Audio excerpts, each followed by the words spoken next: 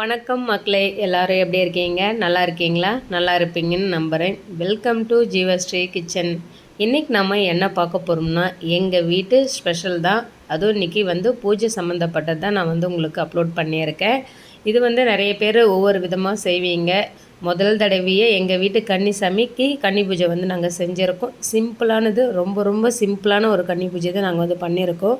எப்படி இருந்ததுன்னு சொல்லுங்கள். அதே சமயம் குழந்தையும் விஷ் பண்ணுங்கள்.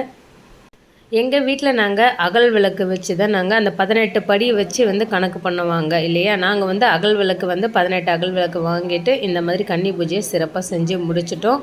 அதுக்கடுத்து எல்லாருக்கும் அன்னதானமும் போட்டாச்சு. இது கூடவே கோவிலில் இடுமுடி கட்டுற விலாகும் உங்களுக்கு ஷேர் பண்ணியிருக்கேன். அதையே நீங்கள் பாருங்கள். ஏன்னா நடுவில் நான் பேசிக்கிட்டே இருந்தேன்னா புரியாது. சிம்பிளாக இருக்கும். பார்த்து எப்படி இருந்ததுன்னு சொல்லி மறக்காமல் கமெண்ட் பண்ணுங்கள். பிடிச்சிருந்தால் லைக் பண்ணுங்கள், ஷேர் பண்ணுங்கள், சப்ஸ்கிரைப் பண்ணுங்கள்.